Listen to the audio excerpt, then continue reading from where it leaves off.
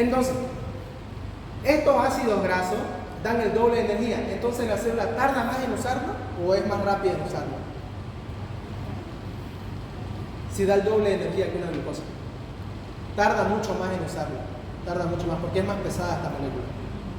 Entonces, hay a patada ácidos grasos, pero la célula no es tan rápida para usarla.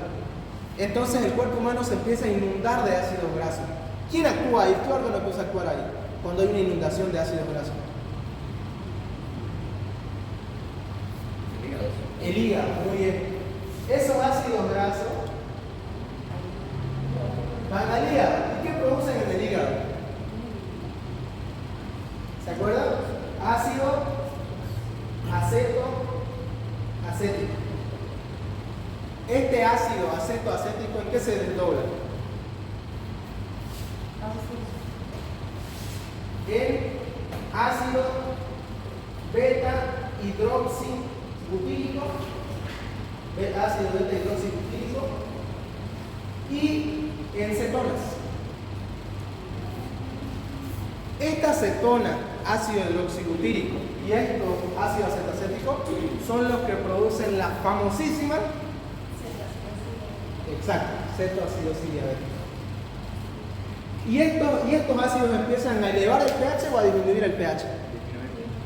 Disminuir el pH. ¿Y se acuerdan por sistema nervioso qué es lo que pasa cuando disminuye el pH con las neuronas? ¿Se acuerdan? No es que lo vimos en una clase de eso. ¿Qué es lo que pasa con las neuronas a nivel sináptico cuando empieza a haber acidosis? ¿Cómo va a estar la actividad neuronal? ¿Estimulada o deprimida? Full deprimición. ¿Y qué pasa con estos pacientes que entran en cetoacidosis diabética? Entran en coma diabético, un estado comatoso. ¿Y esto por qué pasa? Porque haber un estado tan ácido en el cuerpo humano, este estado ácido deprime a las neuronas. Y si no hay neuronas funcionantes en nuestro encéfalo, ¿vamos a seguir caminando normalmente o nos vamos a desmayar? Nos desmayamos y entramos en coma por el estado acidótico. Porque hay tanta acidez que esto deprime la función neuronal. Eso es lo que hace básicamente este estado acidótico. Deprime la función neuronal y entramos en coma. Y un estado alcalino, ¿qué hace con la función neuronal? Supongamos lo contrario, un estado muy alcalino. ¿Qué hace? Estimula mucho a las funciones nerviosas. Si el estado acidótico los deprime, el estado alcalino los sobreestimula a las neuronas. ¿Y qué es lo que pasa con ese paciente en un estado alcalino? Si está sobreestimulada sus neuronas. ¿Qué es lo que hace? Epilepsia. Empiezan a haber contracciones clónicas, se empieza a alocar ese paciente, empieza a tener confusión, porque hay mucha excitabilidad neuronal y empieza a entrar en epilepsia. Empieza a moverse su músculo por sí solo. ¿Se entiende? Eso. Entonces, eso es lo que hace esta hormona básicamente. ¿Genera nuevas proteínas? Sí. Ganancia muscular. Muy bien. ¿Quemamos grasa? Correcto. También. Pero esto en condiciones, digamos, bajas, una cantidad de hormonas de crecimiento bajo. Pero si uno se inyecta con el tiempo hormonas de crecimiento y sigue con eso y aumenta la dosis, podemos llegar a estos efectos diabetomínicos, este efecto acidótico que causa la hormona del crecimiento. Efecto acidótico y efecto diabético. ¿Se dan cuenta? Eso es lo que causa por contraparte la hormona del crecimiento. Es por eso que no es nomás usar por usar hormonas. ¿Las hormonas son potentes? Sí. Extremadamente potentes las hormonas. Pero ¿cuál es el detalle de las hormonas? Que así como pueden tener un beneficio, también pueden tener una reacción adversa muy fuerte. ¿Ok? Entonces estas hormonas, eso es lo que hace la hormona del crecimiento. Y en una persona, digamos, que se inyecta hormona del crecimiento, o bueno, supongamos un tumor que hace que la hipófisis libere mucha hormona del crecimiento, y ya una persona adulta de 30 años, ¿será que sigue creciendo? ¿Será que sigue creciendo esta persona en tamaño? O altura, como se diría. Ya, ahí dice sí. ¿Quién piensa lo contrario? Una persona de 30 años que tiene un tumor en la hipófisis y hace que se produzca mucha hormona del crecimiento. Y lo dijo Shakira en la clase anterior. ¿Cómo se llamaba eso? Acromegalia. ¿Qué es lo que pasa con estos pacientes que liberan mucha hormona del crecimiento? Pero ya son adultos, tienen 30, 40 años. ¿Ah? Crece en palo ancho básicamente. Y cuando ustedes ven un paciente con acromegalia, los huesos son robustos, sobre todo los de la mandíbula, y empiezan a crecer y se empieza a ensanchar su cara. Los huesos del cráneo empiezan a crecer en grosor y los demás huesos lo mismo, causando la famosísima acromegalia. Vean en internet pacientes con acromegalia, es muy interesante eso. Son pacientes con los huesos muy anchos y que muchas veces duelen porque estos huesos empiezan a corromper la piel. ¿Se entiende? Eso es lo que hace. Entonces, ¿entendieron las funciones de la hormona del crecimiento? Eso es lo que hace la hormona del crecimiento. Muy bien, ahora vamos a ir insulina, glucosa, glucagón y diabetes mellitus. Este tema es muy interesante y aquí van a resolver varias de sus dudas. ¿Ok? Primeramente, ¿qué órgano produce esta insulina y el glucagón? El páncreas. Hasta acá ya hemos hablado de las hormonas neurohipofisiarias y ya hemos repasado las hormonas del crecimiento, cosas que ayer igual explicamos. Ahora vamos a entrar en insulina, glucagón y diabetes mellitus. ¿Qué órgano produce la insulina y el glucagón? El páncreas. ¿Será que el páncreas solamente produce insulina y glucagón o tiene una función más? ¿Ah? Exacto. Recuerden que el páncreas tiene una función endocrina y una función exócrina. En la función endocrina, ¿qué libera? Insulina y glucagón. Y en la función exócrina, ¿qué libera? Jugo pancreático. ¿Alguien sabe para qué es el jugo pancreático?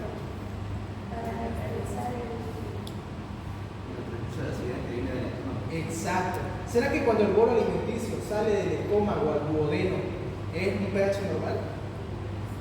Cuando ese bolo alimenticio cae del estómago al duodeno, ¿tiene un pH normal? Es un pH súper ácido por el ácido clorhídrico. ¿Y quién neutraliza ese bolo alimenticio para que vuelva a un pH normal? El bicarbonato que está en el jugo pancreático. Exacto, el bicarbonato que está en el jugo pancreático. Es por eso que es tan importante el páncreas, porque este páncreas se encarga de neutralizar el pH del bolo alimenticio. En simples palabras, digamos, ¿no? Para no entrar muy a detalle. Tiene un montón de enzimas como milasa pancreática, lipasa pancreática, lo cual lo vamos a ver cuando avancemos digestivo. Muy bien, acá pueden ver que tiene dos partes. Tienen los islotes del Angelman y tienen los acinos pancreáticos. Los acinos pancreáticos son los que producen el jugo pancreático. Y los islotes del Angelman son los que producen las hormonas. Se componen por células alfa, beta y delta. ¿Qué hormona produce las células beta? Insulina. ¿Qué hormona produce las células alfa? ¿Cuál está en mayor cantidad? ¿Alfa o beta? Beta. 60% de las células de los islotes son beta. Y el otro 25% son alfa. Y luego un 10% es delta. ¿Y esas deltas qué producen? Somatostatina. Muy bien. ¿Y esa somatostatina qué hace? Exacto. Si la insulina se sube, ¿quién empieza a actuar? No tanto el glucagón, somatostatina. ¿Y si el glucagón se sube mucho? La somatostatina igual interviene. Somatostatina es como un regulador que impide que él se suba y que el otro se suba. Eso hace somatostatina. Impide que ambos se suban. ¿Ok? Y estas células PP, que secretan polipéptido pancreático, no se tiene una función muy exacta de este polipéptido pancreático, así que es por eso que no se le toma mucha importancia. En cambio, las células delta, somatostatina, y las betas secretan insulina y amilina. Se dice que la insulina y la amilina se secretan al mismo tiempo. ¿Ok? Eso es lo que se tiene en la teoría. Y luego tenemos el glucagón. ¿Cuándo liberamos insulina? ¿Cuándo una persona libera insulina? Cuando hay aumento de la glicemia. Cuando hay aumento de la glicemia. Entonces, cuando comemos alimentos ricos en qué? En azúcar, en hidratos de carbono, ahí empezamos a liberar full insulina. Entonces, la insulina se asocia a una hormona de la abundancia de energía o el descenso de energía. ¿Con qué se asocia la insulina? Abundancia. Con la abundancia energética. Cuando hay abundancia energética en el cuerpo, empieza a actuar la insulina.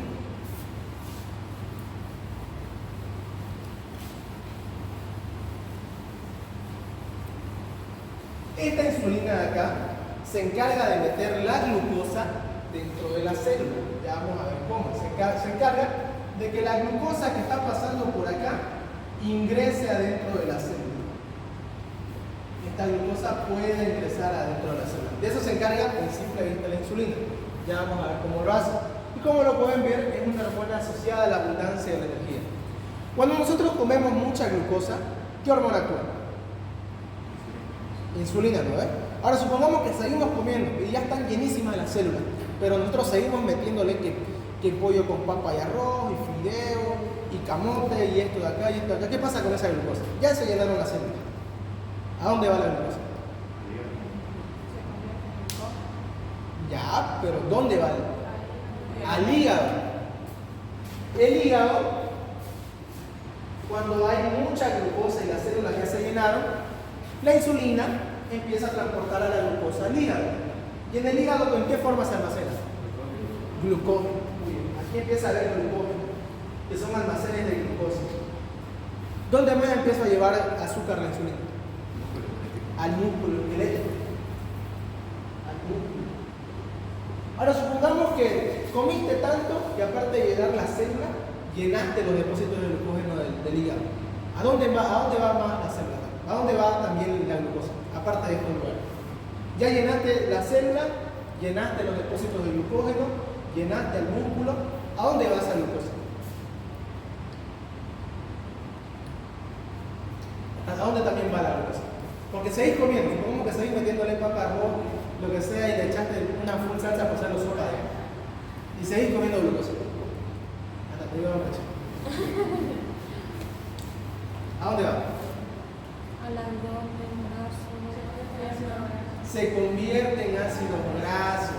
La glucosa sobrante vuelve al hígado y en el hígado, por medio de una conversión de la glucosa a piruvato y de piruvato a acetilcoenzima A y de acetil-CoA a través de otras reacciones químicas se transforma en ácido graso. Y se transforma en ácido graso. ¿Y se queda nomás como ácido graso? ¿O qué más pasa? ¿Ah? Muy bien, estos ácidos grasos empiezan a salir al torrente sanguíneo. Empiezan a salir al torrente sanguíneo estos ácidos grasos. ¿Y quién los transporta estos ácidos grasos? Y los usan en bioquímicas. las B, Exacto, lipoproteínas de alta densidad y de baja densidad. En específico, ¿cuál es la lipoproteína que transporta los restantes de glucosa al tejido graso? ¿La de alta densidad o la de baja densidad? La de baja densidad. Esa es la que transporta toda la glucosa a las células adiposas. La de alta densidad es la que recoge toda la grasa de las paredes de las arterias y las devuelve al hígado. ¿Cuál es más beneficiosa? ¿La de alta densidad o la de baja densidad?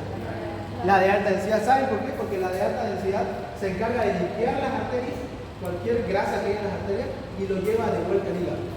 En cambio, la de baja densidad, todo lo que está en el hígado, lo lleva a formarse tejido graso. Es por eso, básicamente, que cuando ustedes vean un paciente, es muy importante ver el perfil lipídico. Porque si tiene la lipoproteína de alta densidad baja, es normal. Si tiene la lipoproteína de baja densidad alta, es porque está entrando en un estado con mucha grasa, con muchos triglicéridos. Muy bien. Entonces la insulina, con esa glucosa sobrante, la lleva al hígado. Y en el hígado lo transforma en ácido graso. Y estos ácidos grasos van acá y van a ser empaquetados en forma de triglicéridos. Estos ácidos grasos, gracias a la lipoproteína de baja densidad, son transportados en forma de triglicéridos. Ahora aquí ya son triglicéridos al tejido adiposo. ¿Y dónde tenemos tejido adiposo? En el abdomen, en los brazos, etc. Entonces, ¿qué empieza a aumentar ese paciente? Aumenta de peso.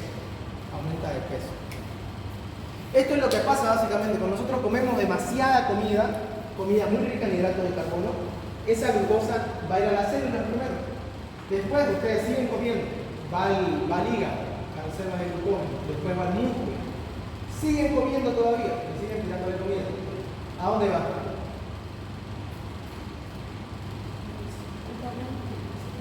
¿A dónde van esas sobras de glucosa? Ya llenaron el hígado, ya llenaron la célula. el torrente sanguíneo. No directamente al torrente sanguíneo. Al hígado, vuelve al hígado otra vez. ¿Y se transforma en qué? En ácido graso. Luego esos ácidos grasos se empaquetan en qué? Triglicéridos. ¿Y esos triglicéridos son transportados gracias a quién? A la grasa. ¿A dónde son transportados? Bueno, no al torrente sanguíneo, sino al tejido adiposo. Tejido adiposo. Y una vez estos triglicéridos, gracias a la lipoproteína de baja densidad, son transportados al tejido graso, estos triglicéridos. Y aquí es el papel tan importante de la insulina, y aquí se van a dar cuenta por qué hay tanto infarto agudo de miocardio con los diabéticos. ¿Saben cuál es la principal causa de muerte de un diabético? Infartos agudos de miocardio y aterosclerosis. Ahorita se van a ver por qué, porque aquí es el papel fundamental de la insulina. Estos triglicéridos, así en forma de triglicéridos, ¿será que pueden entrar a las células adiposas? Así en forma de triglicéridos. ¿Sí o no? Se tiene que poner. Se tienen que volver a transformar en ácidos grasos. Se tienen que volver a transformar en ácidos grasos para entrar al tejido adiposo. Y esta transformación de triglicéridos de nuevo ácidos grasos para entrar en el tejido adiposo es dado gracias a la lipoproteína lipasa. Lipoproteína lipasa se llama esta enzima. ¿Saben quién genera esta enzima de acá? La insulina. O sea, la insulina, aparte de llevar la glucosa a formar ácidos grasos, también hace que los triglicéridos se vuelvan otra vez ácidos grasos. Entonces, esta insulina genera esta enzima que es la lipoproteína lipasa y hace que estos triglicéridos se vuelvan de nuevo ácidos grasos. Y recién, volviéndose de nuevo ácidos grasos, pueden entrar recién al tejido adiposo. Y ahí termina su ciclo. Entra al tejido adiposo y ya empezamos a ganar peso. Ahora, yo les pregunto, ¿qué es lo que pasaría si no hay insulina? Si la insulina no puede hacer efecto. Específicamente en esta parte de acá. ¿Se quedan triglicéridos? Ya no se pueden desdoblar los triglicéridos en ácidos grasos. ¿Y qué pasa con esos triglicéridos que no pueden entrar al tejido adiposo? Se quedan en el torrente sanguíneo y forman. ¿En dónde? Exacto. Se quedan en los vasos. ¿Y qué forma cuando hay placas de colesterol en los vasos? ¿Cómo se llama? ¿Cuál es la diferencia entre arteriosclerosis y aterosclerosis?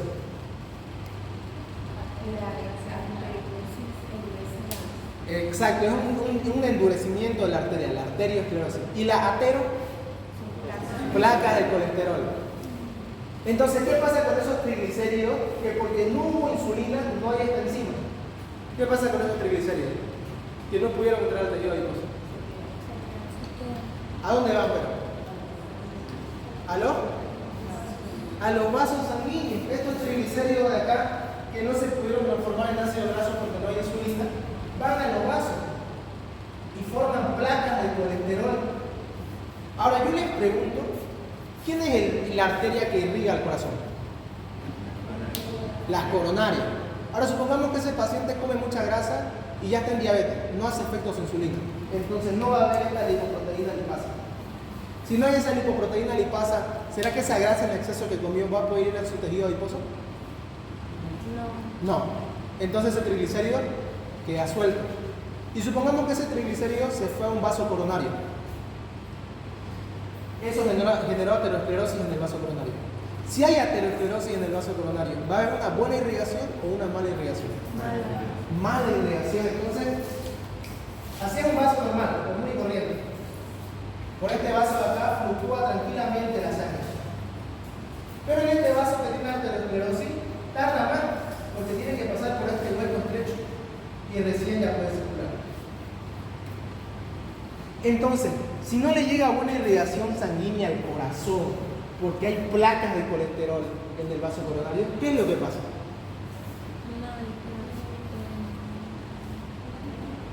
¿Qué es lo que pasa? ¿Vasoconstricción? No. Si vos generás vasoconstricción, peor todavía, porque la vasoconstricción corta el riego sanguíneo. Si hubiera una vasoconstricción, aparte de que no puede pasar por acá, tampoco podría pasar por ahí porque lo hace más chiquito el hueco porque puede pasar la sangre. Vasodilatación. Eso es el efecto farmacológico que se quiere conseguir. Pero, ¿qué es lo que pasa cuando se corta la circulación sanguínea del corazón? Y se infarta, el corazón se infarta. Infarto agudo de miocardio. Y esa es la principal causa de muerte de un diabético. Infarto agudo de miocardio. ¿Y todo por qué? Porque la insulina no pudo hacer esta enzima de acá. Y al no hacer esta enzima de acá, los triglicéridos viajaron a los vasos. Ahora, ¿qué es lo que pasa si estas placas de colesterol van a los vasos que irrigan al encéfalo? Un ACV, accidente cerebrovascular, otra causa de muerte de los diabéticos. Siempre ténganse en cuenta esto, el diabético no puede, hay una parte de la diabetes que se llama síndrome metabólico, donde el diabético aumenta de peso. Y esto todavía no es diabético, es síndrome metabólico. Y esto pasa con las personas que ven que son muy gordas, tienen síndrome metabólico, es como una prediabetes eso. Todavía pueden ganar peso, su insulina funciona bien, todavía la glucosa extra que comen la pueden transformar en grasa. Perfecto. Pero, ¿se han dado cuenta que algunos diabéticos empiezan a perder peso? ¿Se han dado cuenta que el diabético, después de años de mala alimentación, de estar gordo, empieza a bajar terriblemente de peso?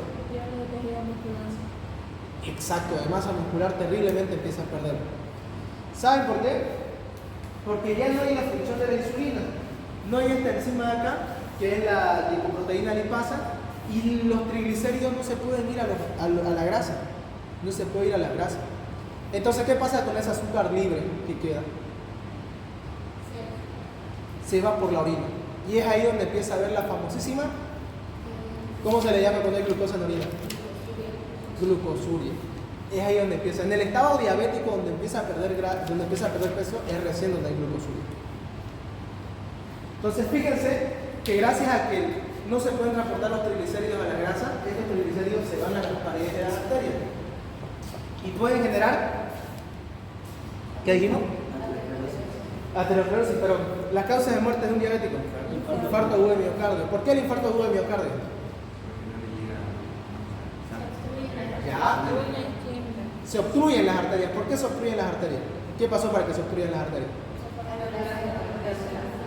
¿Qué? ¿Qué pasó para que se obstruyan las arterias? La placa de colesterol. ¿Y por qué se formaron esas placas de colesterol? No había esa lipoproteína lipasa que haga que la grasa vaya al tejido adiposo. En cambio, esos triglicéridos viajaron ¿a dónde viajaron los triglicéridos? A los vasos sanguíneos. Y en los vasos sanguíneos cortaron circulación. ¿Y qué es lo que pasa cuando se corta la circulación del corazón? Se infartan, ¿verdad? ¿Y qué pasa cuando cortamos la circulación a nivel encefálica? ACV, accidente cerebrovascular. Ahora, ¿qué es lo que pasa cuando hay glucosa alta a nivel de los vasos del ojo, de la retina? Causa la famosísima retinopatía diabética. Fíjense que así es un vaso. Fíjense que así es un vaso sanguíneo normal. La glucosa es una partícula osmóticamente activa que va chocando y rebotando por las paredes de las arterias. Va chocando. No va en línea recta, va chocando. Va chocando con las paredes de las arterias, de los nervios, de los capilares, etc. Y al chocar por estas paredes, ¿será que causa algún daño? Sí. Cuando está en exceso la glucosa, sí. Y al chocar por estas paredes, causa daños en estos nervios y vasos. Y causa la famosísima retinopatía diabética o ceguera. Y es por eso que el diabético empieza a perder la visión poco a poco. Y lo sé porque tengo un paciente en casa que efectivamente, o sea, no es ciego todavía, obviamente no, pero me manifiesta que ha perdido la visión, o sea, tiene menos visión a comparación de hace 20 años atrás, digamos. ¿Me entiendes? La visión se va deteriorando por esas causas. Igual lo mismo con la sensibilidad de los pies, la neuropatía diabética. Igual la glucosa va chocando por los nervios de los pies y va haciendo que pierda su funcionalidad el nervio. Entonces ya no transmite impulso nervioso y ya no hay información. Es por eso que estos pacientes se pueden clavar un clavo en el pie y literalmente ellos no lo saben. Se pueden mutilar un dedo y muchas veces no lo sienten, ¿entienden? Es por eso. Esta glucosa acá choca por las paredes y genera también esta aterosclerosis. Eso es lo que hace conforme con los lípidos y la insulina. Entonces, cuando comemos glucosa, la insulina primeramente ¿a dónde lleva el azúcar? Primeramente. Al hígado. No. Primeramente, ¿a dónde lleva el azúcar la insulina? A la célula, muy bien. Llenamos la célula, ¿a dónde se lleva? Al hígado, muy bien. ¿En forma de qué? Glucógeno, aparte del hígado, ¿qué otro órgano más? Músculo, bien, al músculo y al hígado. Se llenaron el músculo y el hígado, ya hay mucho glucógeno. ¿A dónde va también? Seguís comiendo azúcar. Al hígado de vuelta. ¿Y qué genera esto? Ácidos grasos, muy bien. Y estos ácidos grasos se empaquetan ¿en qué forma? Triglicéridos, muy bien. Y estos triglicéridos son transportados gracias a una proteína. ¿Cuál es? Lipoproteína de baja densidad. Muy bien. Y esta lipoproteína de baja densidad transporta el triglicérido, ¿no ves? Y este triglicérido puede entrar así nomás al tejido adiposo, siendo triglicérido. No. ¿Qué enzima necesita para volverse ácido graso? Lipoproteína lipasa. Gracias a quién se da esta lipoproteína lipasa? A la insulina. Muy bien. ¿Y esta lipoproteína lipasa qué hace con el triglicérido? Lo convierte en ácidos grasos. Y ahora estos ácidos grasos pueden entrar al tejido adiposo. Recién ya pueden entrar. Y formar aumento de peso. Y si no hay esta lipoproteína lipasa porque no hay insulina, ¿qué es lo que pasa con esos triglicéridos? ¿Se desdoblan en ácidos grasos si no hay lipoproteína lipasa? No. ¿Y qué pasa con esos triglicéridos? ¿A dónde van? A los vasos sanguíneos.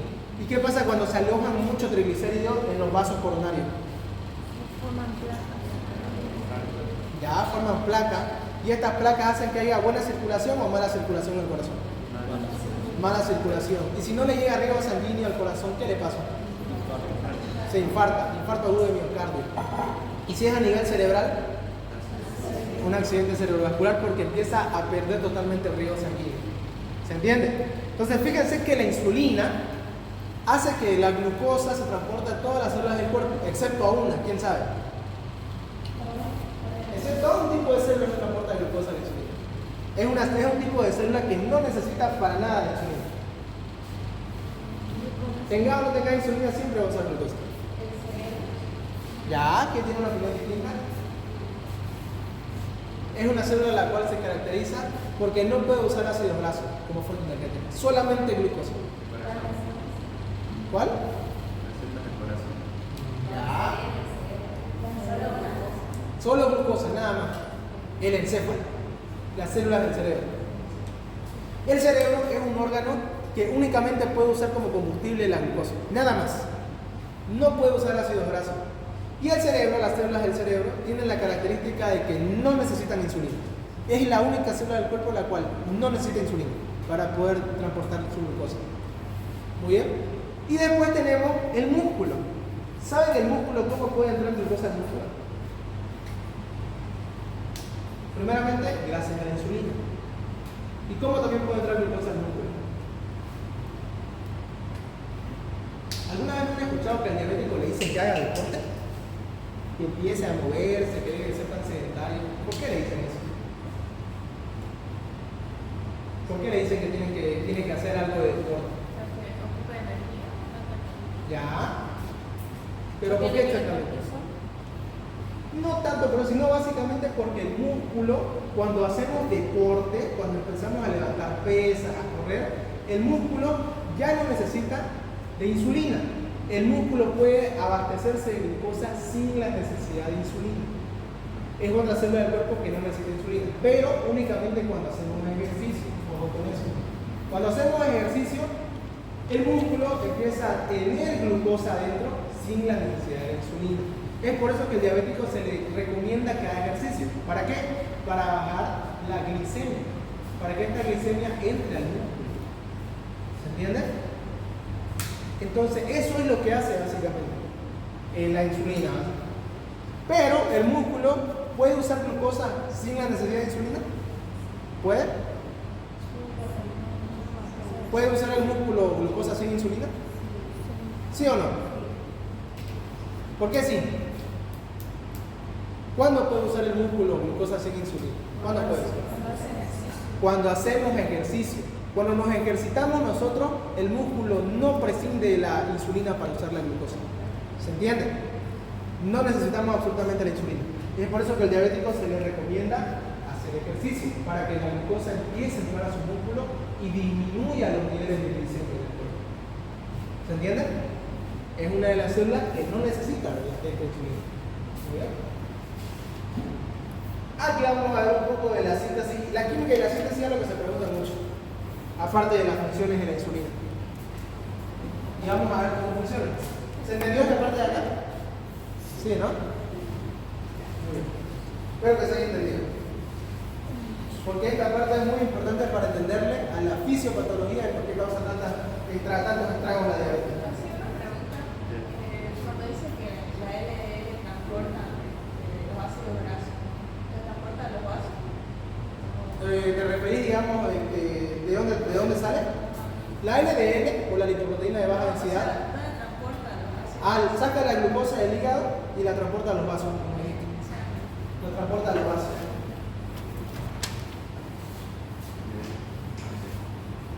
Eso hace la LDL.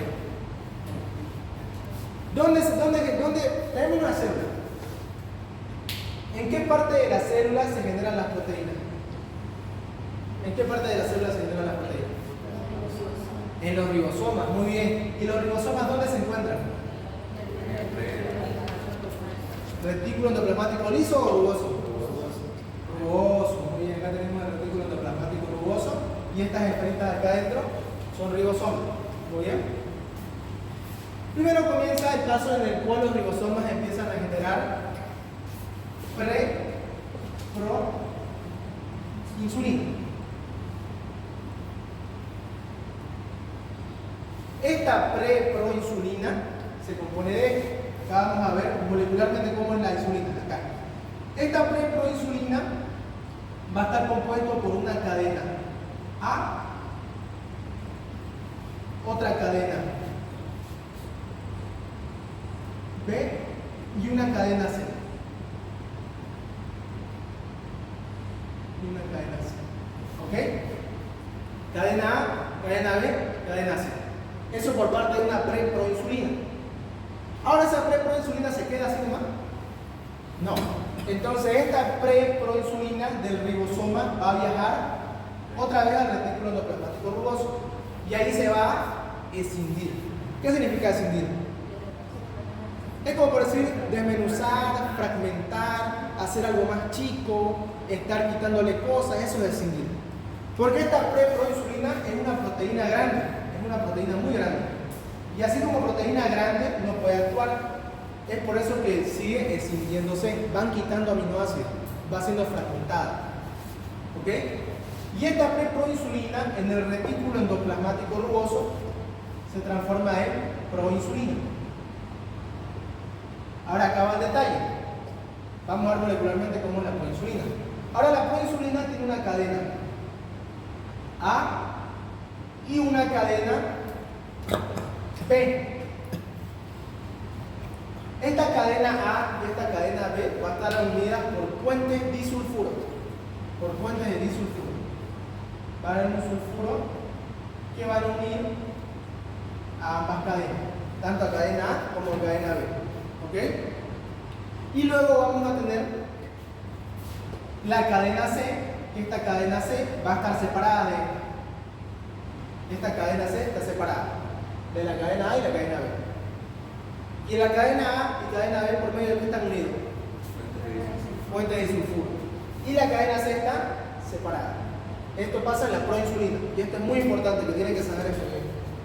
Y luego esta proinsulina va a ir al aparato de Golgi. ¿Y qué hace el aparato de Golgi? ¿Qué hace el aparato de Golgi? Lo empaqueta. Muy bien. ¿Y dentro de ese paquete se queda como proinsulina? No. Dentro de ese paquete, cuando la proinsulina es atrapada, se empaqueta. Gracias al aparato de Golgi. Esta proinsulina en este paquete de acá se va a ir transformando en insulina. Y esta insulina molecularmente, ¿cómo se ve? Vamos a tener un círculo, vamos a tener una cadena B, vamos a tener una cadena A. ¿Por medio de qué está unido cadena A y cadena B? Puentes de disulfuro. Y ahora ya no va a ser cadena C, se va a llamar péptido C. Péptido C. Entonces la insulina se compone por una cadena A, una cadena B y el péptido C. ¿Ok? El péptido C es una enzima que está dentro de la insulina, que se tiene la hipótesis de que funciona como un activador enzimático, etc. No es bien esclarecida su función del péptido C. Lo único que se sabe del péptido C, así a ciencia cierta, es que se mide para saber cuánta insulina natural produce el paciente. Por radioinmunoanálisis se miden los niveles de péptido C y ahí se sabe cuánta insulina natural produce el paciente. Nada más, para nosotros. Y luego esta insulina ya formada hace efecto. Entonces, ¿quién es la que genera la insulina? ¿Qué organela? De la célula. ¿Quién? No, ¿quién genera la insulina? Vamos al paso número 1. ¿Quién genera? ¿Quién? Más específicamente, el ribosoma. Muy bien. ¿El ribosoma qué genera primero? Preproinsulina. ¿Y esta preproinsulina qué tiene molecularmente? Cadena A, cadena B, cadena C. Muy bien. Esta preproinsulina, ¿a dónde viaja? Al REC. Y en el REC, muy bien, en el REC vamos a simplificarlo. En el REC, ¿cómo se transforma? A proinsulina. Muy bien, ¿cómo se ve la proinsulina?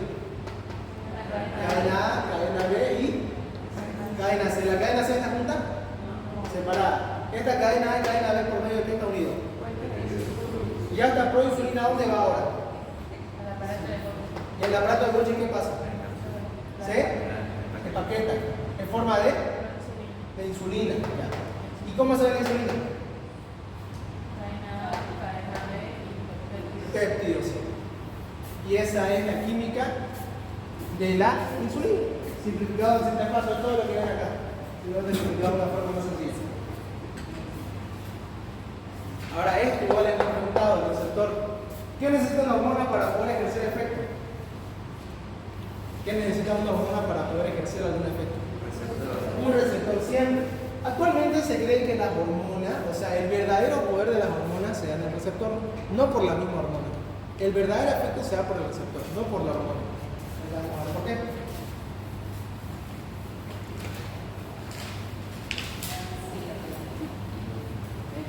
¿Y saben por qué se dice que el verdadero efecto de la hormona está en el receptor? Porque el diabético tiene hartos receptores o pocos receptores. Poco. El diabético empieza a perder a patadas sus receptores. Si se dan cuenta, el diabético, su insulina es buena, produce insulina tranquilamente. ¿Qué es lo que pasa? ¿Cuál es el problema del diabético? Pierde los receptores. Y al perder los receptores a la insulina, ¿se sensibiliza o se insensibiliza? Se insensibiliza. Ese es el problema del diabético. El diabético tiene insulina, sí. El problema es que su insulina no funciona. ¿Por qué no funciona su insulina? Porque no hay receptores. Vamos a ver cuáles son estos receptores. ¿Esta parte se entendió? ¿Sí? ¿Se entendió esta parte? Muy bien.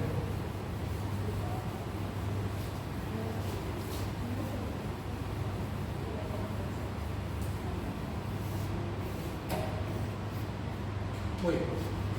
Luego después de esto tenemos los receptores. Vamos a tener 4 subunidades. Una subunidad alfa, que son estas de acá, y son 4 subunidades, alfa y beta. Fíjense aquí. 2 subunidades alfa que van a estar al exterior de la membrana. Esta es la membrana. 2 subunidades, esta es la membrana celular. Todo esto acá es la membrana celular. Y van a tener una subunidad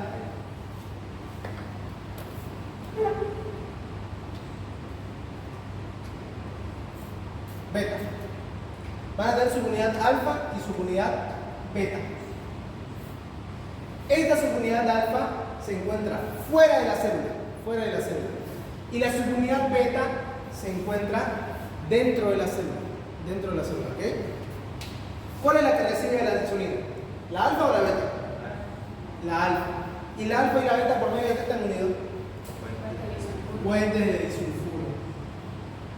Hay puentes de disulfuro que unen a estas subunidades.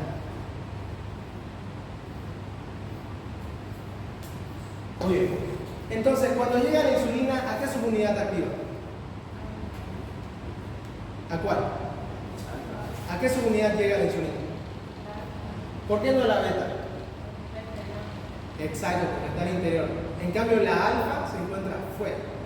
Es como una antenita la alfa, que está fuera de la célula. ¿Ok? Entonces, la insulina llega a la subunidad alfa y va a hacer un proceso de fosforilación. En este proceso de fosforilación se mueve esta subunidad alfa. ¿Quién más se mueve? La subunidad beta. ¿Por qué se mueve la subunidad beta? Porque están unidos por puentes. Esa unión hace que ambos se muevan. Entonces se mueve la subunidad alfa, la subunidad beta. Se mueven ambas. Y esto va a activar una enzima llamada la tirosina sinasa. Y esto es muy importante a la hora de entender qué hace la insulina. Tirosina sinasa. Cuando esta tirosina sinasa se activa, va a activar también otra enzima que se llama la IRS. Este IRS también es sustrato del receptor de insulina. ¿Y qué hace este IRS? Este IRS hace que hayan proteínas transportadoras de glucosa. O sea, aquí está la célula, ¿no? Todo esto es el espacio de la célula, que está de rojo. Todo esto es el espacio de la célula. Esto es el medio interno de la célula. Todo esto es su membrana.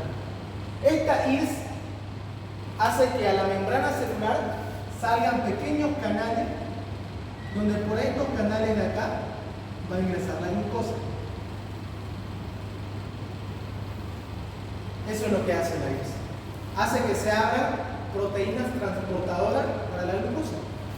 Y gracias a esta IRS se abren estos canales y empieza a fluctuar la glucosa adentro de la célula. ¿Se entiende? Entonces, ¿cuántas subunidades tiene el receptor? ¿Cuántas subunidades tiene? ¿Cuántas subunidades tiene? 2. No. 4 subunidades. 4 subunidades. ¿Cuáles son esas 4 subunidades? Alfa y beta. Muy bien. ¿Cuál es la subunidad que se encuentra fuera de la célula? Alfa. ¿Cuál es la subunidad que se encuentra dentro? Beta. Muy bien. ¿Por medio de qué están unidos estas subunidades? Fuente de disulfuro. Muy bien. Entonces, ¿la insulina a qué subunidad va? Alfa. Muy bien. Y al llegar a alfa, la fosforila, ¿se mueve solamente alfa? ¿Quién más se mueve? Beta. Muy bien. ¿Por qué se mueve beta más? Porque tiene puentes disulfuro. Muy bien. Y al moverse la subunidad beta, ¿a quién activa? ¿Y esa tirosina sinasa a quién activa? A la IRS o sustrato del receptor de insulina. ¿Y esta IRS qué produce?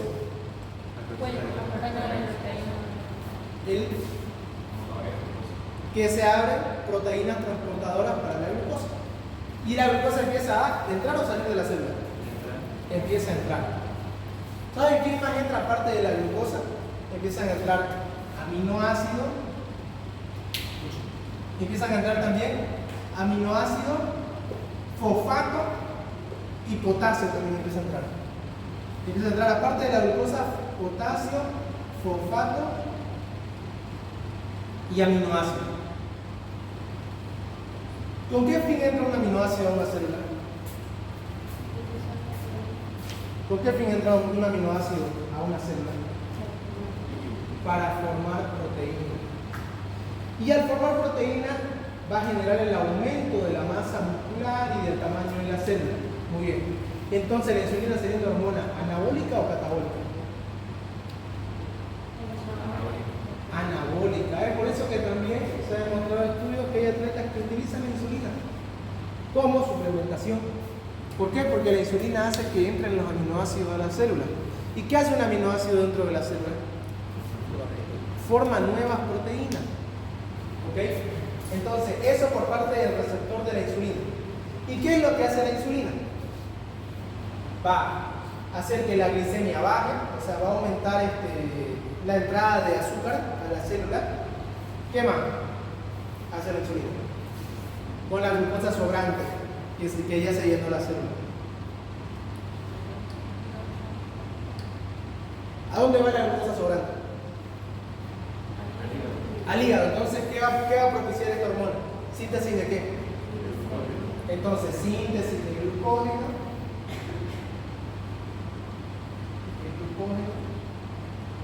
¿Qué más? ¿Dónde se va el azúcar sobrante? Ya llenamos el glucógeno, tanto hepático como muscular. ¿Qué más pasa con ese azúcar sobrante? Se transforma en ácidos grasos. Y estos ácidos grasos se transforman en triglicéridos. Y estos triglicéridos van a no los vasos, fisiológicamente al tejido adiposo. Entonces propicia la síntesis de ¿síntesis de qué? Si hace que los triglicéridos vayan al tejido adiposo. ¿Qué se sintetiza cuando hay más grasa? ¿Síntesis de qué? Lípidos, síntesis de lípidos.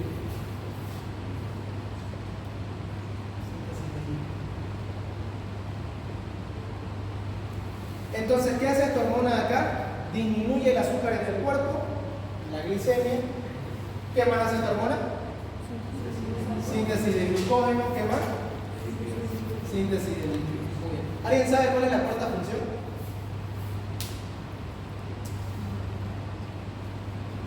Aumenta la expresión de genes.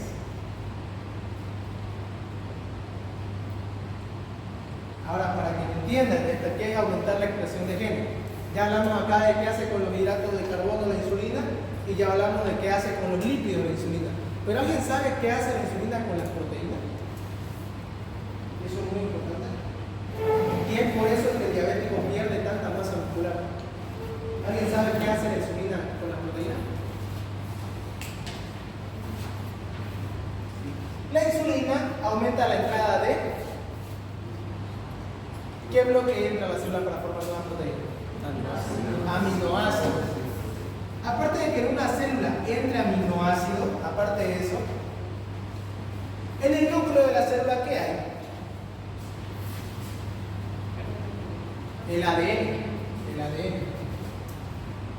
Ahorita van a ver cuando lean el gaito que muchas de estas hormonas aumentan la transcripción y la traducción. ¿Se acuerdan qué era eso? Transcripción y traducción.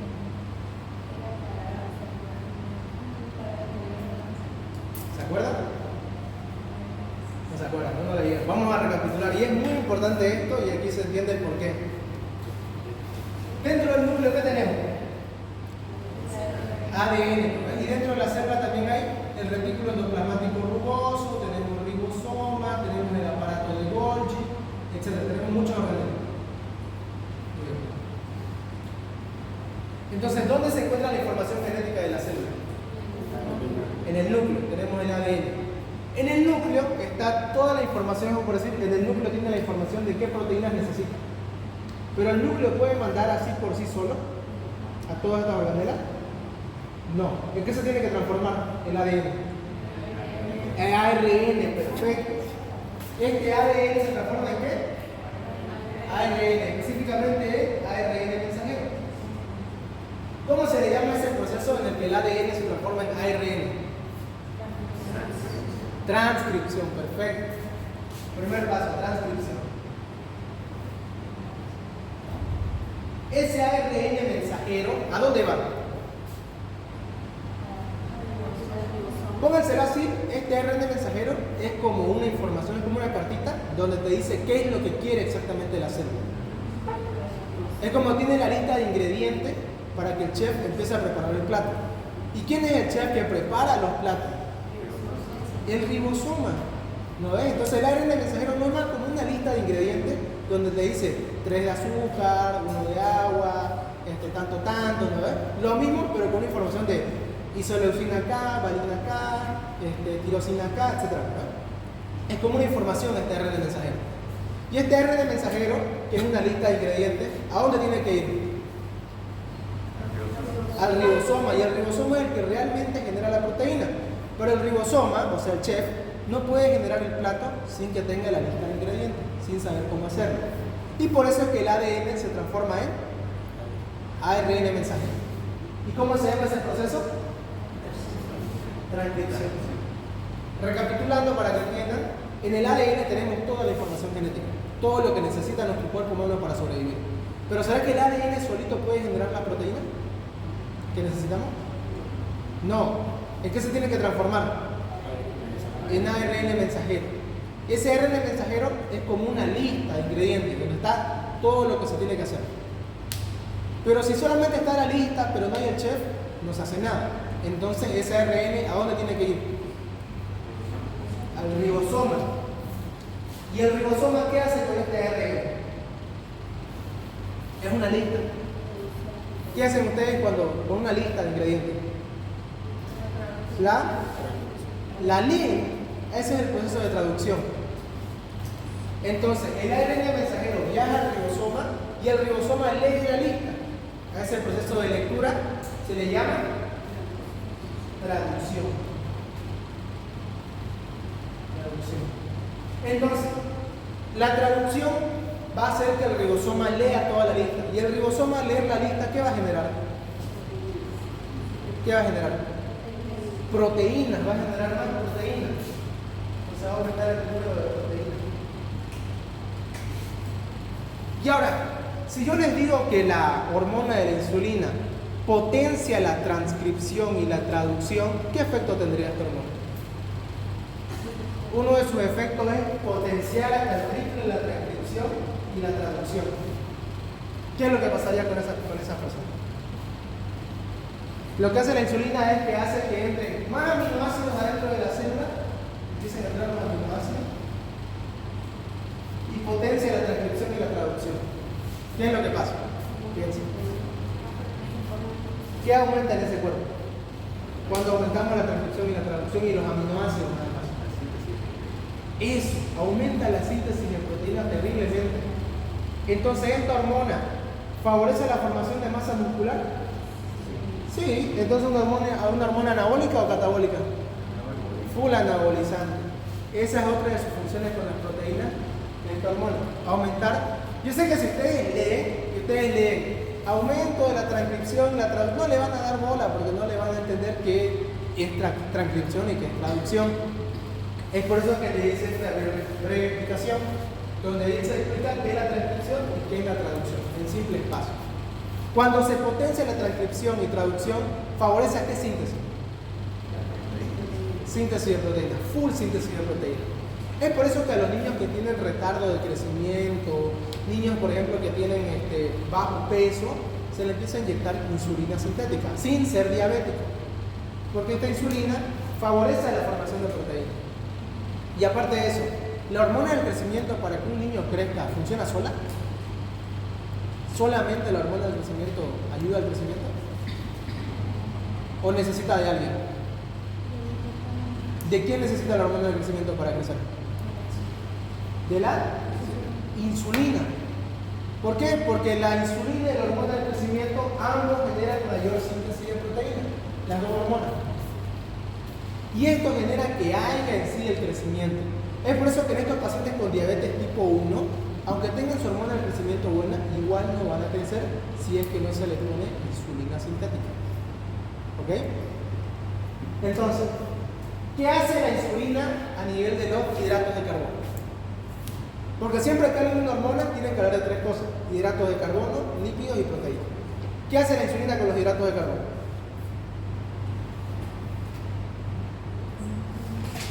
¿Qué hace con la?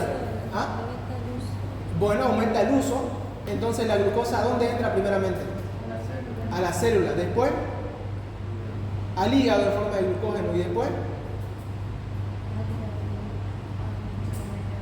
a la formación de ácidos grasos. Y eso ya es donde entra el papel de los lípidos. La insulina favorece a la formación de grasa. O sea, ¿cuál es la hormona que realmente nos engorda? La insulina. La insulina es la hormona que realmente nos engorda. Pero fíjense en este caso que si no hubiese insulina, ¿se formarían qué cuerpos? Los cuerpos cetónicos o acidóticos. Porque al usarse tantos ácidos grasos en el cuerpo, cuando hay mucho ácido graso, ¿a dónde va el ácido graso? Está impregnado el cuerpo de ácido graso, porque no hay insulina. ¿A dónde van los ácidos grasos primero? Al hígado. Y en el hígado esos ácidos grasos se transforma en ácido acetoacético. Y ese ácido acetoacético se transforma en beta hidróxido tírico y es cetona. Así, la melanina del crecimiento no produce insensibilidad. Claro, produce insensibilidad a la insulina. Eso es en grandes dosis, digamos. O sea, no te digo que la hormona de crecimiento de un niño normal tiene eso. Lo de la insensibilidad a la insulina es cuando sobrepasan los límites, ¿entendés? Pero fisiológicamente el cuerpo del niño nunca sobrepasa los límites. Eso llega cuando ustedes inyectan hormona de crecimiento en extremas cantidades, lo de la insensibilidad a la insulina. No sucede en niños, obviamente, porque los niños tienen una cantidad de hormona de crecimiento ya programada, que no es dañino. Otra cosa es cuando te pasas del límite, digamos. Supongamos que a un niño le inyectas más insulina de crecimiento de la que necesita. ¿Va a generar diabetes? Claro.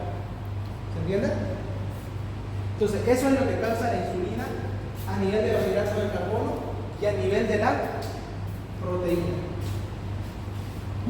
Aquí fíjense, efecto de la insulina en los hidratos de carbono, captación y almacenamiento de la utilización de glucosa en el hígado, el glucógeno hepático de lo que hablamos, se transforma en hepático. Y la insulina favorece la conversión del exceso de glucosa en ácido graso. Esto es lo que hace la insulina con la glicemia. La insulina, ¿en forma de qué almacena la glucosa? En el hígado. En forma de glucógeno. En forma de glucógeno. Ahora este glucógeno cuando se destruye, ¿qué forma? ¿Qué forma cuando se destruye el glucógeno? Glucosa. Tenemos una enzima llamada la fosforilasa hepática. Yo le voy a decir el nombre de la función de las enzimas. Esta fosforilasa hepática se encarga de degradar el glucógeno. Lo degrada el glucógeno para que se vuelva glucosa. Luego tenemos otra enzima que se llama la glucosinasa. Y acá quiero que me presten mucha atención. Esta glucosinasa aumenta la captación de glucosa, hace que el hígado agarre más glucosa de la circulación sanguínea, que jale la glucosa. Y luego tenemos la glucógeno sintetasa. Esta glucógeno sintetasa, ¿qué es lo que hace? Hace que esa azúcar que agarró la glucosinasa se transforme en glucógeno. ¿Ok? Eso es lo que hace. Esta fosforilasa hepática degrada la glucosa, hace que haya glucosa. Entonces, ¿la insulina la inhibe o la estimula? Piensen. ¿Será que la insulina?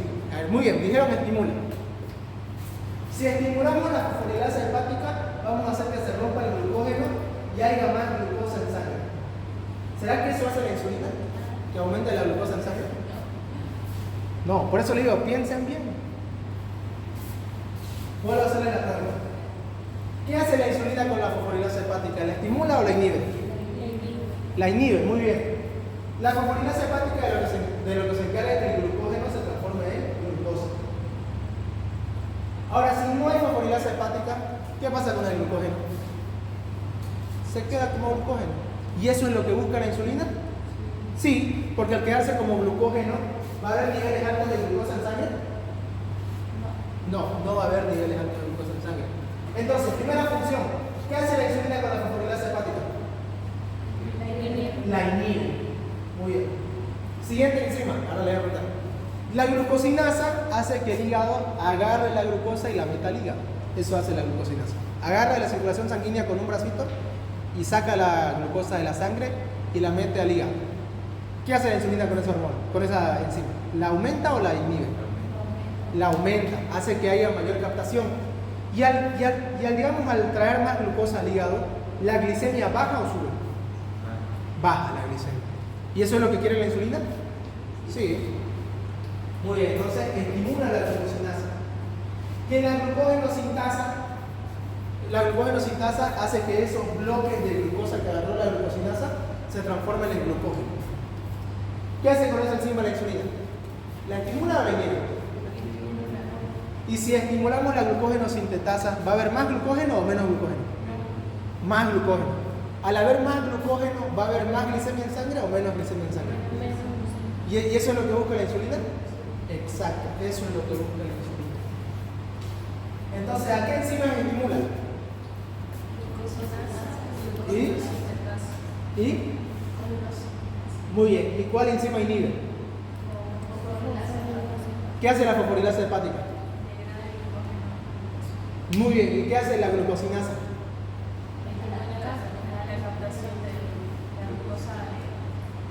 Perfecto, Shakira. ¿Y qué hace la glucógeno sintetasa?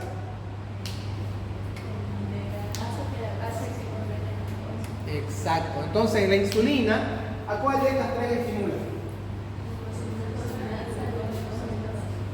Al estimular esas dos, ¿va a haber más glucógeno o menos glucógeno? Más glucógeno. Y al haber más glucógeno, ¿va a haber más glicemia o menos glicemia? Menos glicemia. Y eso es lo que busca la insulina, bajar el azúcar en sangre. Muy bien.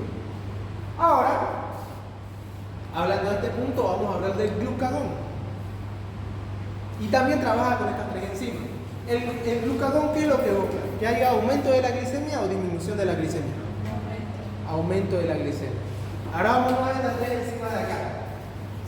¿Qué haría el glucagón con la fosforilasa hepática? Piensen. Ya, él dice estimula, aquí piensa diferente. Piensen.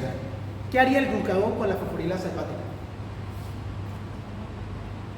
¿Qué busca el glucagón con el azúcar en sangre? Aumentarla, eso es lo que busca el glucagón, aumentar el azúcar en sangre. Y esta fosforilasa hepática aumenta la glucosa en sangre. Esta fosforilasa hepática. Entonces, el glucagón, ¿estimularía esta enzima o la inhibiría? La estimularía. Al estimular esta enzima fosforilasa hepática, ¿va a haber más glucosa en sangre o menos? Va a haber mucha más glucosa en sangre. Entonces, si hablamos de glucagón, ¿qué enzima estimula entonces el glucagón? Fosforilasa hepática. Ahora, ¿qué haría el glucagón con la glucosinasa? ¿Qué haría? Piensa. Y al inhibirla, ¿qué obtiene el glucagón? Aumento de la glicemia. Entonces, ¿qué hace el glucagón con la glucosinasa? ¿Qué hace el glucagón con la glucosinasa? La inhibe. ¿Y qué haría con la glucógeno sintetasa? ¿De qué se encarga la glucógeno sintetasa? Exacto, de convertir la glucosa en glucógeno. Y al transformarse la glucosa en glucógeno, ¿sube la glicemia o baja la glicemia? Baja la glicemia. ¿Y eso es lo que quiere el glucagón? ¿Eso es lo que quiere el glucagón? Exacto, no es lo que quiere el glucagón. Entonces, ¿qué hace con esta enzima de acá? La inhibe.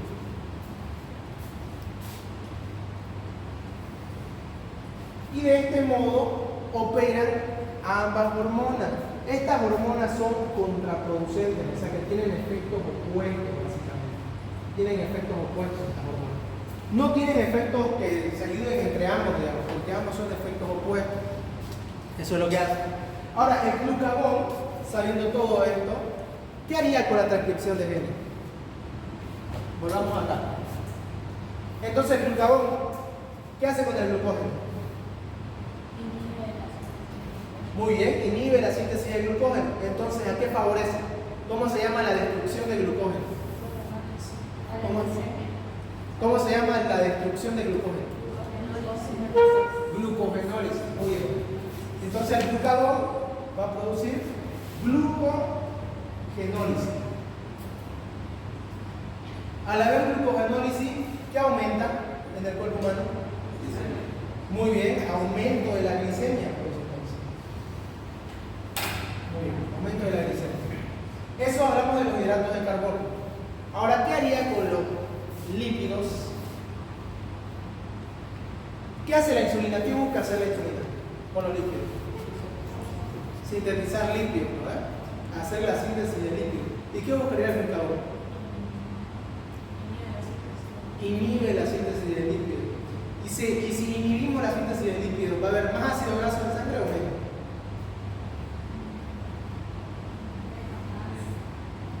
Piensa. Si inhibimos la formación de lípidos, sus ácidos grasos, que son sus bases, ¿quedan libres en la sangre, sí o no? ¿Quedan libres en la sangre? Entonces los ácidos grasos aumentan o disminuyen en la sangre. Aumentan, entonces propician el uso de ácidos grasos como fuente energética. Entonces, inhibe la síntesis de glucógeno. Perdón, la síntesis de lípido. Inhibe la síntesis de lípido.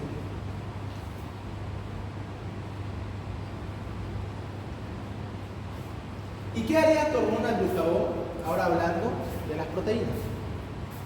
Piensa, lo que hacía la insulina y ahora lo que va a hacer el glucagón. ¿Qué hacía la insulina con las proteínas? Aumentaba su síntesis. Entonces, ¿qué va a hacer el glucagón? Inhibir su síntesis. Entonces, el glucagón sería una hormona anabólica o catabólica. Catabólica, full catabolismo proteico. Eso es lo que hace el glucagón. El glucagón siempre es una parte opuesta a la insulina.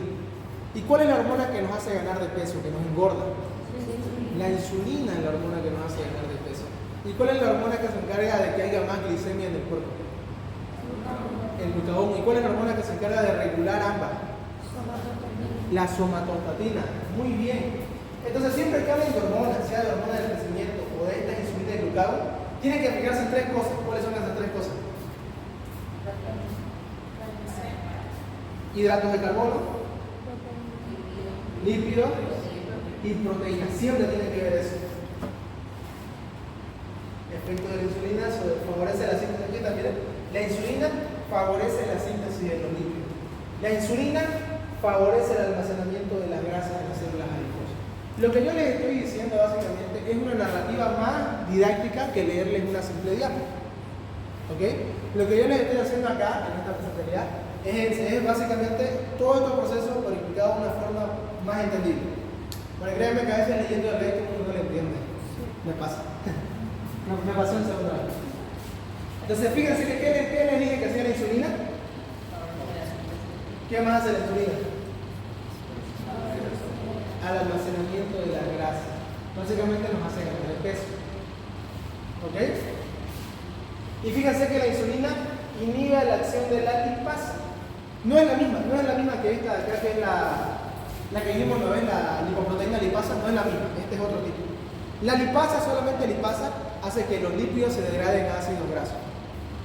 En cambio, esta insulina la inhibe para que el tejido graso no se vuelva ácido graso.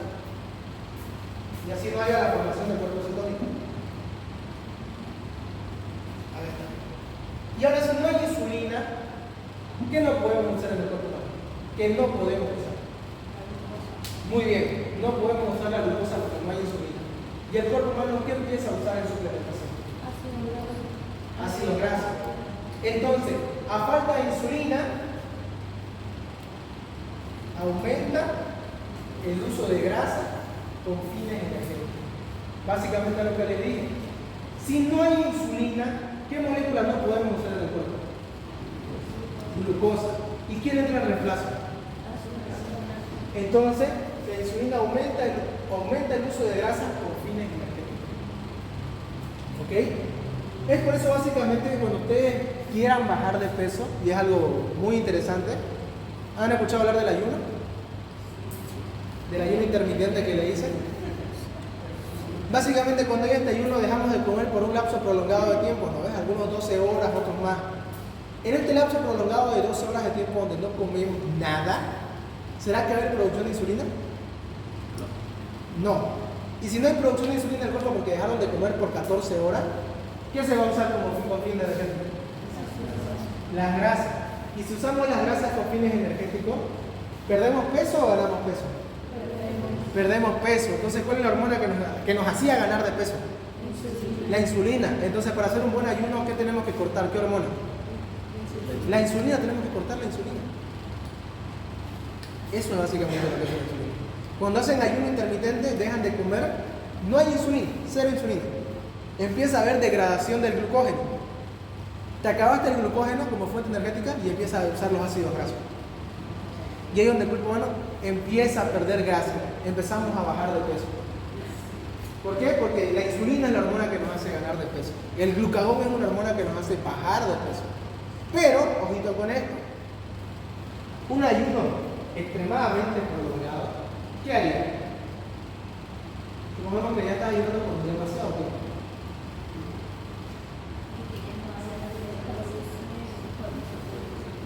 ¿Qué hace el cuerpo humano? Empieza a generar más ácido graso, mucho más ácido graso, a patada. ¿Y será que las células lo utilizan rápidamente con ácido graso? Entonces el cuerpo se impregna ¿de qué? De ácido graso. ¿Y estos ácidos grasos impregnados a dónde van? ¿En qué órgano? Al hígado. ¿Y forman qué cosa? ¿Qué ácido forman? Ácido acetoacético. Y este ácido acetoacético forma cetona y ácido beta-hidroxibutírico. Y esto aumenta el pH o disminuye el pH del cuerpo. Y genera un proceso alcalótico o acidótico. Acidótico. ¿Y esta acidosis qué hace con la función neuronal? La deprime, caemos en un coma. O desmayo o un shock hipoglicémico. ¿Se entiende? Hay que hacer mucho cuidado. Por ejemplo, no sé si ustedes sabían, pero el diabético no puede hacer ayuno. El diabético es el único que no puede hacer ayuno. ¿Por qué un diabético no puede hacer ayuno? Piensa. Exacto. En nosotros que somos personas sanas, si creamos cuerpo cetónico no pasa nada, porque tenemos los tejidos chalinga. Pero un diabético tiene sus tejidos sensibles. Un diabético tiene el tejido sensible a la insulina y a todas las hormonas. No es un tejido insensible. Entonces, cuando él forma el cuerpo cetónico es mucho más peligroso para él que para nosotros. ¿Ok? Es por eso que a los diabéticos no se les recomienda hacer ayuno. Y eso yo lo aprendí porque casi mero lo va a hacer ayuno a los pacientes de mi casa. Casi. Gracias a Dios me puse a leer el sacadito.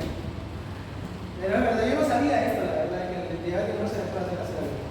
Porque vos le haces, porque él no come por mucho tiempo y empieza a producir cuerpo cetónico. O sea, ácido graso y entonces ácido en el cuerpo cetónico. Y empieza a hacer acidosis. ¿Y saben cómo diferenciar una cetoacidosis diabética? ¿Saben qué hace el cuerpo cuando hay mucha acidosis? Y lo vieron en el bioquímico. ¿Qué hace el cuerpo cuando entra en acidosis metabólica? Cuando entra en una acidosis muy intensa. ¿Qué hace el cuerpo humano? ¿Y para qué nos hiperventilamos? ¿Para qué? ¿Para botar qué cosa? Sí, dióxido de carbono. ¿Pero qué es el dióxido de carbono? ¿Ácido alcalino qué es? Ácido. Entonces, al hiperventilarnos, ¿qué botamos? Ácido. Y en un estado acidótico, ¿qué buscamos botar? Ácido. Y se hiperventila el paciente. Es por eso que el paciente que tiene cetoacidosis diabética tiene una respiración que no me acuerdo, creo que se llama respiración de Kussmaul, que lo van a ver en serio. Tiene una respiración. O sea, profunda y rápida. ¿Qué hace? ¿Por qué hace esto el paciente? Porque está tan ácido su cuerpo que tiene que empezar a botar ácido por la vía respiratoria. Y empieza a botar las cetonas por la vía aérea. ¿Y saben qué es lo característico de esto? Es que las cetonas huelen a fruta. Y es por eso que cuando ustedes vean un paciente cetoacidótico diabético, que acérquense un poco a su respiración y van a oler un ligero olor a fruta. Esa es la forma de ver a un paciente que entra en cetoacidosis diabética. Porque estos pacientes al tener tanto ácido en el cuerpo empiezan a hiperventilarse para botar ácido. Es por eso que a los pacientes normales que se hiperventilan por nervio, un paciente sano, cuando se hiperventila y empieza a hacer, se pone nervioso y hace, ¿qué empieza a botar? Sus ácidos, ¿no? Empieza a botar sus ácidos. ¿Y en qué empieza a traer ese cuerpo cuando botó tanto ácido? En alcalosis. Es por eso que estos pacientes que entran en nerviosismo, ¿no han visto que se les da una bolsita de plástico? Para que ese ácido que botan vuelva a entrar. Claro, hay que dejarlo que se hiperventile porque están botando ese ácido. Imagínate que le corten la hiperventilación, ¿el ácido aumenta o disminuye? Aumenta. Y si aumenta el ácido, ¿qué pasa con la función neuronal? Se deprime. ¿Y qué pasa con ese diabético? Entra en un estado comatoso. Un estado comatoso. Es muy interesante analizar eso de los diabéticos porque les puede pasar muchas cosas a ellos. Y siempre, pero siempre lo que he aprendido y es muy lastimoso esto, es que a un paciente diabético siempre tienen que considerarlo como un paciente con VIH, un paciente inmunodeprimido. Siempre. Es por eso que se acuerdan cuando les decía a la clase de fisio cuáles eran los exámenes de rutina que tenían que pedirle a un paciente. ¿Se acuerdan? Exámenes que siempre tienen que pedirle a un paciente. Ya, hemograma, para ver su paciente. examen general de orina, ¿qué más? No, no se ve el hemograma, urea y creatinina. Urea y creatinina y hemo para ver la función renal. Siempre tienen que pedir eso para un paciente. Función renal sí o sí. Para que el paciente no diga, yo vine con mi riñón 100 puntos y cuando salí de este hospital me lo dejaron cero. Y ya voy a tener la culpa por no hacer el ego. Examen general de orina, urea, creatinina, hemograma para ver cómo están sus defensas y sus glóbulos rojos, ¿qué más? Uno más que es muy importante, que estamos avanzando ahorita acá. Índice de glicemia. Siempre. El índice de glicemia es primordial, porque hay pacientes que ni siquiera saben que tenían diabetes, vienen por una enfermedad sencilla y se enteran que tenían diabetes. ¿Por qué se hace esto? Porque siempre se hace prueba de glicemia a los pacientes. Porque un paciente con glicemia alta siempre se lo considera inmunodeprimido. Y esto ya por muchos más factores fisiopatológicos que no vamos a entrar a detalle. El consumo elevado de grasa durante la falta de insulina provoca. ¿Qué provoca un consumo elevado de grasa cuando hay falta de insulina? Cetosis y acidosis. Efecto de la insulina sobre el metabolismo de las proteínas y el crecimiento. ¿Qué hace la insulina? ¿Es una hormona catabólica o anabólica? Anabólica. Entonces, ¿favorece el crecimiento, sí o no? Sí. Sí, entonces, efecto de la insulina sobre el metabolismo de las proteínas y el crecimiento. Facilita la síntesis y el depósito de las proteínas. ¿La insulina favorece el catabolismo? ¿Sí o no? No favorece el catabolismo. ¿Ok? Entonces, ¿aumenta la síntesis de proteínas? ¿Sí o no? Sí. Aquí también estimula el transporte de muchos aminoácidos de las células. Aquí está lo que le dije y que si no lo volví a explicar no le iban a entender. Aumenta la traducción del ARN mensajero y disminuye el catabolismo de las proteínas. Todo esto de acá significa transcripción, perdón. Entonces aumenta la traducción y la transcripción. Y al aumentar traducción y transcripción, ¿qué sintetizamos más? Proteína, full proteína. Inhibe el catabolismo de las proteínas. Deprime el ritmo. Eso sí que iba a decir. ¿Qué es gluconeogenia? Gluconeogenia.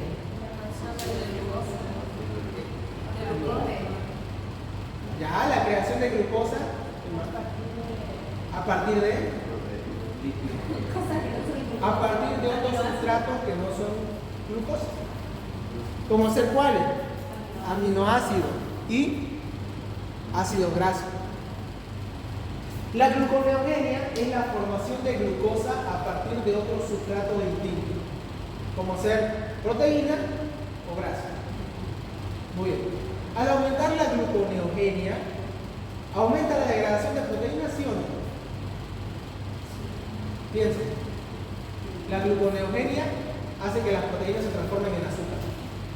Entonces, ¿la gluconeogenia aumenta el catabolismo, sí o no? Proteína. Sí, muy bien. Entonces, si la gluconeogenia aumenta el catabolismo de las proteínas, ¿la insulina aumenta la gluconeogenia o la disminuye? La disminuye. ¿Para evitar qué cosa? Catabolismo proteico. Muy interesante eso. Y me gusta que esté razonando. Entonces, esta gluconeogenia no lo hace la insulina. ¿Quién hace la gluconeogenia? ¿Qué hormona? El glucagón. ¿Ves? Ya por descarte ya saben qué es el glucagón. Es por eso que les digo que esta materia no es para el que más memoriza. Porque si yo me pongo a aprender todo esto de memoria, yo les juro que no le voy a dar la clase nunca, porque no me voy a aprender tantas cosas de memoria, ¿me entiendes? Nadie se puede aprender tantas letras de memoria, eso que es como un resumen. Nadie se puede aprender tantas letras de memoria. Uno tiene que aprenderlo razonando, comparando. Si ustedes aprenden a través del razonamiento y no de la memoria, yo les juro que se les va a quedar para toda su vida. ¿Se entiende? Entonces la carencia de insulina provoca el descenso de las proteínas. Cuando no hay insulina, ¿va a haber síntesis de proteína? Cuando no hay insulina, no va a haber síntesis de proteína. ¿Qué necesita el cuerpo para sintetizar proteínas? Tu hermano. Tu hermano necesita el cuerpo para sintetizar proteínas, ¿verdad? ¿Tu hermana? Insulina, perfecto. Necesitamos sí o sí de insulina para sintetizar proteínas.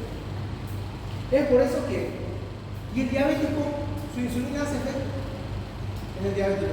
¿Su insulina hace efecto, sí o no? No hace efecto. Y entonces, si no hace efecto su insulina, ¿va a haber síntesis de proteína? No. Y si no hay síntesis de proteína, ¿va a ganar peso ese diabético o va a perder peso? Va a perder peso.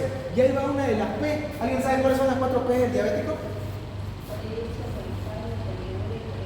Eso. Siempre, pero siempre el diabético enflaquece. Harto enflaquece el diabético. Se seca, por así decirlo. Pero ¿por qué pasa esto con el diabético? Porque no funciona la insulina. Y al no funcionar la insulina, ¿va a haber síntesis de proteína? No. Y si no hay síntesis de proteína, ¿va a poder formar músculo ese diabético? Y entonces empieza a bajar de peso. Terriblemente baja de peso el diabético. Por eso. Y hay una pérdida de peso. ¿Por qué la polifagia en el diabético? Piensa. Porque no se está produciendo energía, por eso hace sensación de que se no comió y que tiene que. ¿Otra opinión? ¿Por qué un paciente tiene polifagia? ¿Qué es la polifagia? Tienen más hambre, eso es polifagia, no tienen excesivamente hambre. Pero el diabético se comió una tonelada de comida y sigue teniendo hambre, ¿por qué? Piensa. ¿Qué hormona le falla al diabético? La insulina. ¿Y la insulina de qué se encarga de la célula? De que la célula toma glucosa. De que la célula toma glucosa. Ahora, si no hay insulina, ¿las células van a poder comer glucosa? No. Entonces esas células del cuerpo, todas en general, ¿se van a sentir saciadas, sí o no? ¿Sí o no? No se van a sentir saciadas. Es por eso que el diabético tiene más hambre. Porque la insulina es la que metía la glucosa a la célula y hacía que la célula se llene y esté empachada, por así decirlo. Pero si no hay insulina, la célula no come y no se siente saciada. Es por eso que el paciente come harto, por eso es que tiene polifagia. Pero ¿será que esta gran cantidad de comida fue a la célula? No, no fue a la célula. ¿Se entiende? Es por eso que tiene polifagia. Ahora, ¿por qué tiene poliuria?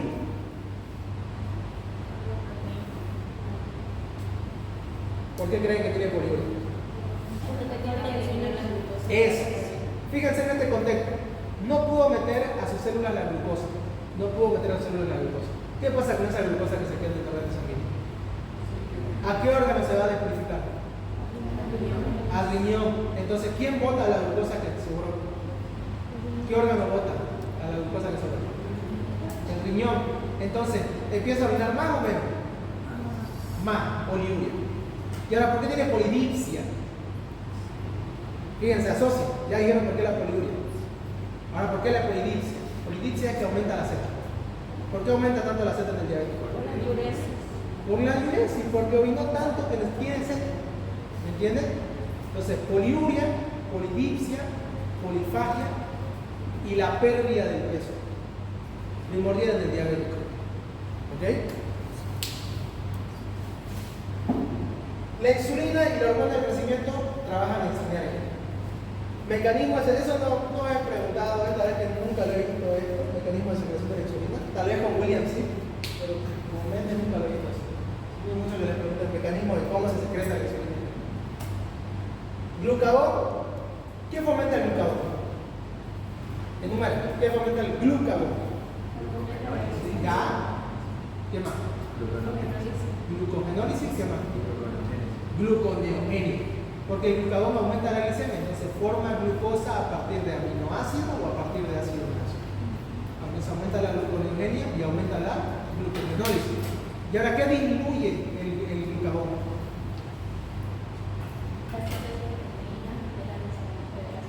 Muy bien, síntesis de proteína, almacenamiento de grasa, formación de glucógeno, eso inhibe el glucagón. Y eso lo saben por razonamiento, tiene que saber eso. ¿Entiendes? Entonces si le pones cuál es uno de estos efectos no pertenece al glucagón, ya vas a saber cuál es, digamos. O uno de estos efectos pertenece al glucagón, digamos. Diabetes mellitus, diabetes de tipo 1, hay dos tipos de diabetes, tipo 1 y tipo 2. ¿Cuál es la mayor diferencia entre ambos? ¿Cuál es la mayor diferencia que hace decir este es diabético tipo 1 y este es diabético tipo 2? Es que en el tipo de diabetes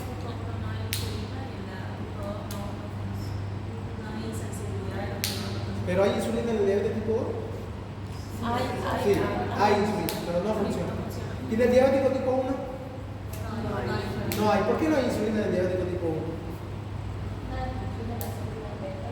Exacto, los islotes del Langerhans o las células beta del páncreas son absolutamente destruidas en la diabetes tipo 1. ¿Por qué se destruyen las células del Langerhans en la diabetes tipo 1?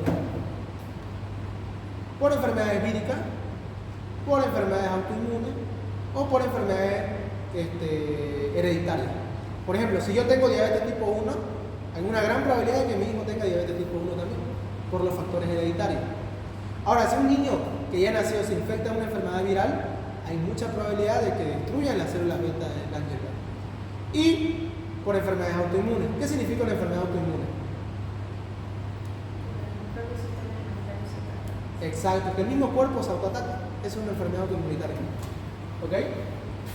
En la diabetes tipo 1 tienen que entender de que ¿hay insulina o no hay insulina en la tipo 1? No hay. ¿Y en la tipo 2? Sí hay insulina. ¿En la tipo 1 hay sensibilidad a la insulina? ¿Sí o no? Sí. ¿Sí o no? Sí, muy bien, quiero que digan con seguridad. ¿Y en la diabetes tipo 2 hay sensibilidad? ¿Sí o no? No, muy bien. La diabetes tipo 2, ¿a qué edad más o menos cursa el diabético tipo 2?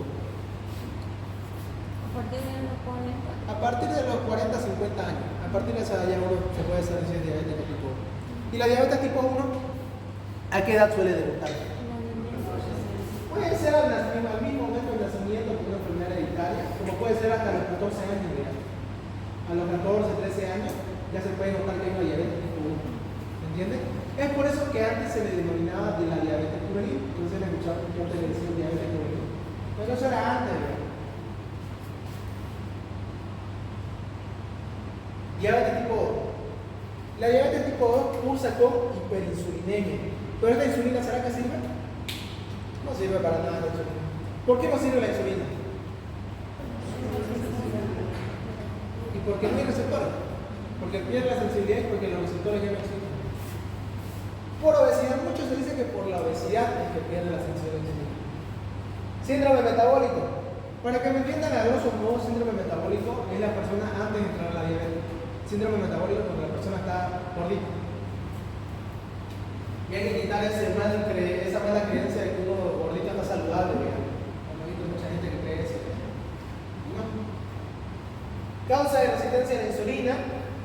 Mira, los glucocorticoides. Ya van a saber por qué cuando veamos corteza suprarrenal. Como ser el cortisol genera diabetes. Ya vamos a ver por qué. Embarazo, poliquitosis ovárica, exceso de hormona del crecimiento, obesidad y sobrepeso, lipodistrofia, autoanticuerpos del receptor de insulina, mutaciones del receptor de insulina. ¿Se dan cuenta quién ataca estas enfermedades para que haya diabetes?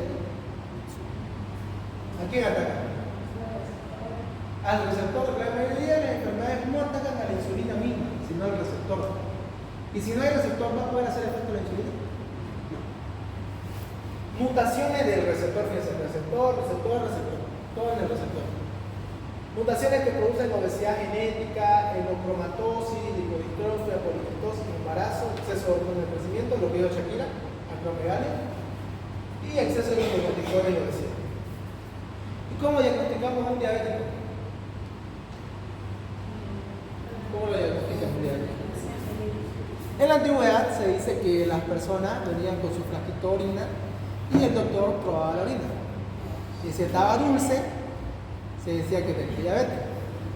En la antigüedad, ya lo veíamos, ¿no? En la antigüedad, si es que probaba la orina, y porque, ¿cuál es la diferencia de nosotros, nuestra orina, con la orina de un diabético? ¿Cuál es la principal diferencia entre nuestra orina normal con la orina de un diabético? La cantidad. ¿Qué? La cantidad.